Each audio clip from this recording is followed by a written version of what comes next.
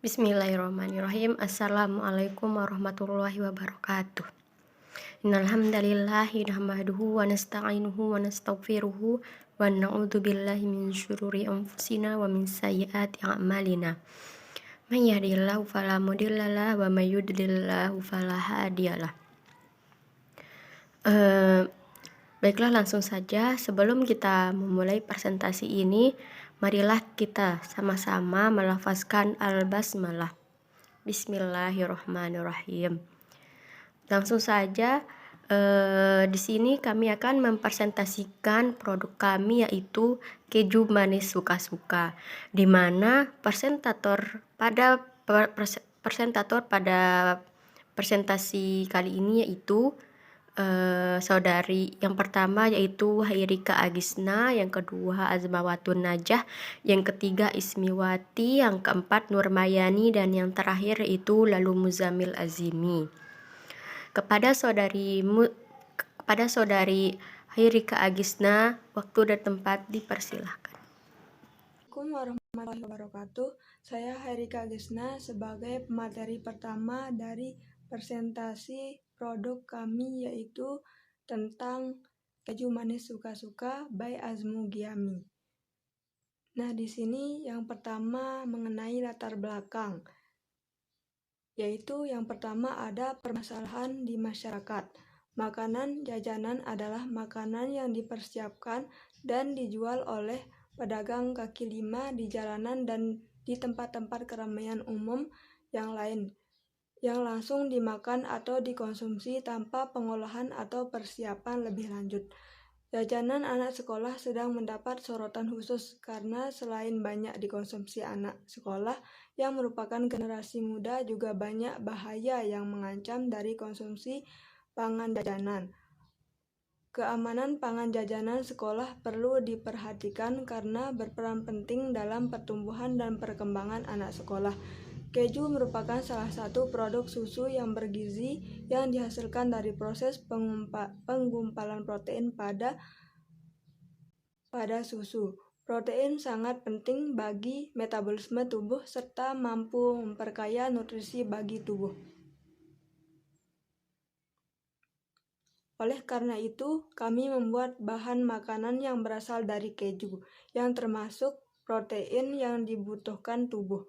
Kami membuat jajanan yang berasal dari keju agar anak-anak, remaja, dewasa, maupun orang tua tertarik dengan jualan kami yang unik, enak, dan bergizi. Kemudian, yang kedua ada konsumen need. Konsumen membutuhkan jajanan atau makanan ringan yang dapat dikonsumsi saat senggang, yang tidak hanya murah dan praktis, namun juga bergizi. Kemudian di sini ada rumusan masalah. Tentunya rumusan masalahnya yaitu bagaimana cara agar konsumen mendapatkan jajanan yang murah, praktis, dan bergizi. Dan tentu ada tujuannya. Nah, tujuannya yaitu untuk memenuhi permintaan masyarakat akan jajanan atau makanan ringan, siap saji yang praktis, murah, dan bergizi. Kemudian di sini ada luaran yang diharapkan, yaitu mengenai yang pertama ide usaha.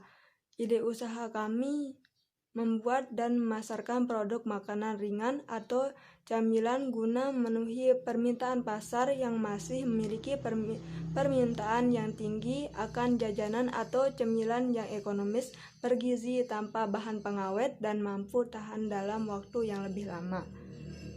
Kemudian yang kedua yaitu konsep usaha. Tentunya ada konsep dasar yang terletak pada cara pemasaran keju manis, yaitu dengan cara memasarkannya langsung pada lapak yang telah kami sediakan.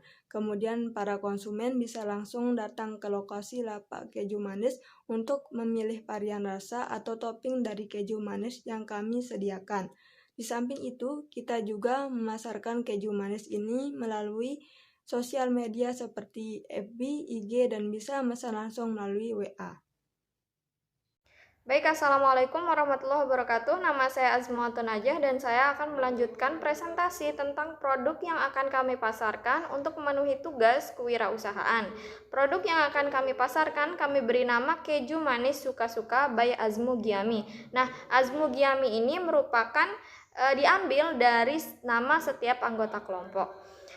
Bahan yang diperlukan yang pertama adalah keju quick melt. Sebenarnya di sini kami menggunakan keju mozzarella hanya saja karena modal yang terbatas dan harga satu blok keju mozzarella itu relatif mahal. Jadi kami mencari alternatif lain dengan menggunakan keju yang memiliki kemiripan dengan keju mozzarella. Yang kedua adalah kulit lumpia. Di sini kami menggunakan kulit lumpia instan karena teknik pembuatan yang cukup sulit dan waktu yang relatif lama, dan itu sulit untuk kami lakukan atau laksanakan. Jadi kami menggunakan kulit lumpia yang sudah jadi atau yang instan. Yang ketiga adalah topping rasa green tea, tiramisu maupun coklat. Nah, di sini ada topping yang kami beli yang sudah jadi atau topping instan karena diperlukan bahan-bahan yang cukup kompleks dalam pembuatan topping tersebut. Nah, ada juga beberapa topping yang kami buat sendiri dengan bahan-bahan yang sederhana.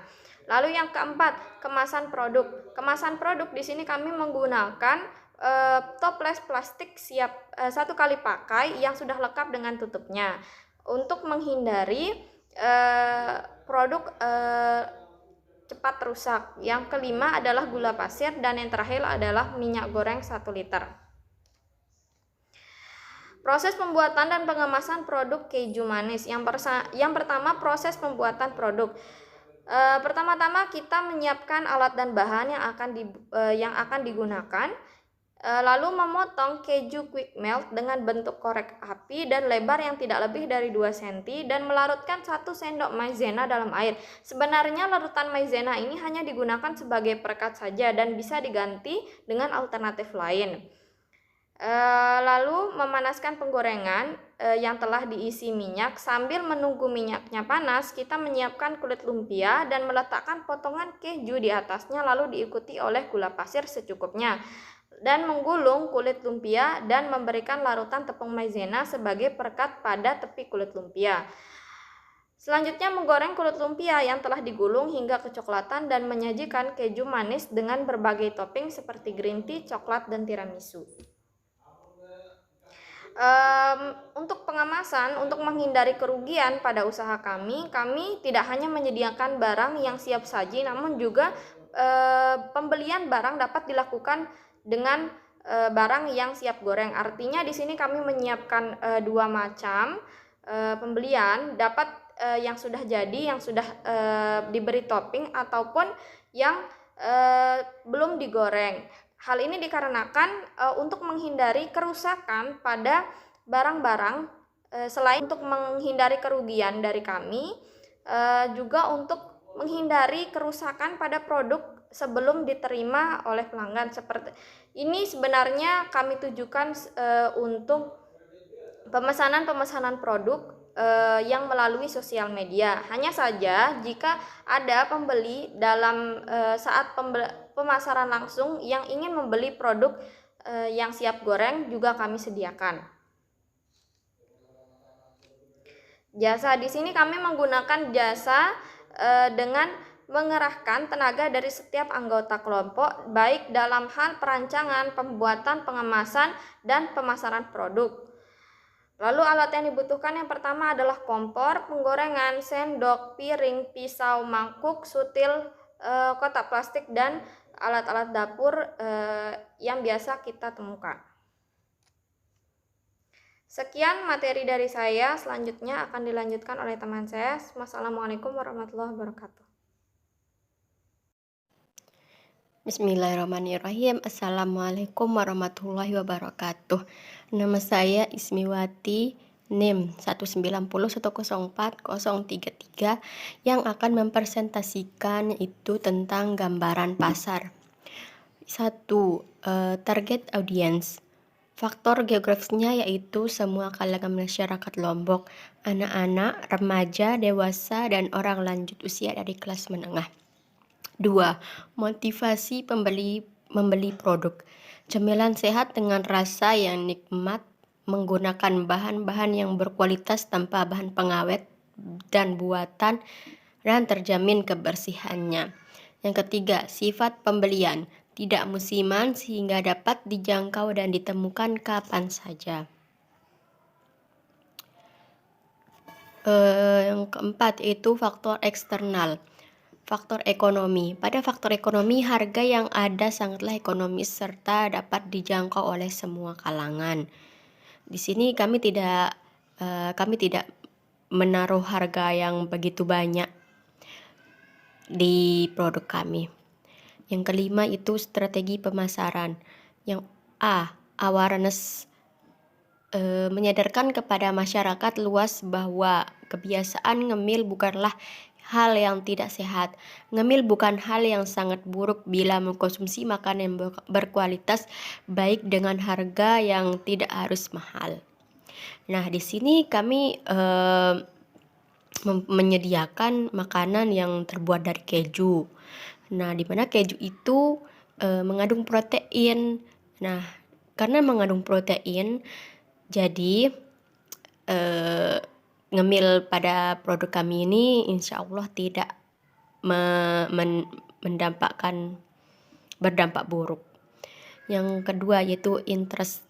Melakukan promosi pada lingkungan sekitar dan menyebarkannya di sosial media serta memberikan diskon pada penjualan awal. Nah, di sini kami bisa menjual produk kami yaitu bisa dari WA atau mempromosikan dari WA group atau dari story WA atau di Instagram, di Facebook bisa. Kami akan berusaha mempromosikan jika ada orang yang ingin membelinya. Yang C, desire. Agar lebih menarik hasrat atau konsumen atau calon konsumen untuk membeli produk, kami menjual produk dengan harga yang terjangkau sehingga konsumen tidak merasa diberatkan dengan harga yang mahal untuk menikmati makanan dengan rasa yang baru. Yang terakhir itu action, memasarkan produk dengan langsung datang dan menawarkannya kepada konsumen serta memberikan diskon pada penjual awal penjualan. Mungkin ini saja yang dapat saya sampaikan. Jika banyak kekurangan mohon dimaafkan. Wabillahi taufiq wal hidayah. Wassalamualaikum warahmatullahi wabarakatuh. Assalamualaikum warahmatullahi wabarakatuh. Nama saya Nurmayani. Saya akan melanjutkan presentasi dari proposal kewirausahaan kami dengan produk keju manis suka-suka. Baik, selanjutnya yaitu analisis SWOT. Analisis SWOT adalah teknik perencanaan strategi untuk bisnis atau suatu proyek. Metode ini mempertimbangkan faktor internal dan eksternal guna menyusun strategi bisnis yang efektif. SWOT merupakan singkatan dari kata strength, weakness, opportunity, dan threats. Yang pertama adalah strength atau kekuatan. Yang menjadi kekuatan atau keunggulan dari produk usaha kami yaitu menggunakan keju premium yang lebih gurih, di mana kami di sini menggunakan keju quick melt, kemudian menggunakan kulit lumpia yang berkualitas tanpa bahan pengawet. Lalu harga yang kami tawarkan sangat terjangkau dengan kualitas bahan yang digunakan.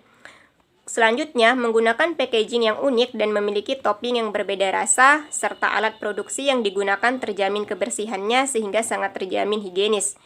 Lalu yang kedua adalah weakness atau kelemahan. Kelemahan dari produk kami yaitu ketika produk sudah digoreng, maka harus segera dikonsumsi, karena rentan kurang renyah jika dibiarkan di ruangan terbuka. Lalu harga bahan baku yang naik turun. Kemudian keju terkadang banyak yang terlalu basi, maksudnya yaitu ketika keju yang sudah dipotong berlebih, kemudian tidak langsung digunakan, maka keju akan terbuka dan kehilangan kelembapannya, sehingga lebih cepat kering dan menjadi keras sehingga tidak dapat dimakan lagi meskipun disimpan di dalam kulkas. Selanjutnya yaitu kelemahannya yaitu umur produk yang singkat karena tanpa bahan pengawet, serta harus tepat dalam meracik bahan dasarnya karena jika ada yang kurang pas maka rasanya pun berbeda. Yang ketiga adalah opportunity atau peluang, di mana peluang dari produk kami yaitu tingginya minat masyarakat terhadap cemilan, masyarakat yang cenderung konsumtif sehingga tetap membeli, penjualan yang memanfaatkan sosmed dan marketplace. Karena produk ini terbilang baru, maka pesaingnya sedikit, serta rasa penasaran masyarakat terhadap produk ini karena pesaing yang belum terlalu banyak, maka besar kemungkinan akan mendapat laba yang lebih besar. Kemudian yang terakhir adalah threats atau ancaman, di mana yang pertama adalah ketakutan akan penjual yang hanya tren saja, kemudian masyarakat bosan dengan olahan ini karena ada pergeseran selera, lalu munculnya pesaing baru untuk produk yang lebih inovatif, kemudian harga bahan yang dapat tiba-tiba naik sehingga menyebabkan kenaikan harga keju manis yang diperjualbelikan. Selanjutnya, produk mudah ditiru, pesaing akan membuat inovasi baru dengan harga yang lebih murah dari yang kami jual sehingga akan membuat persaingan pasar semakin ketat. Sekian dari saya. Wassalamualaikum warahmatullahi wabarakatuh. Oke, assalamualaikum warahmatullahi wabarakatuh.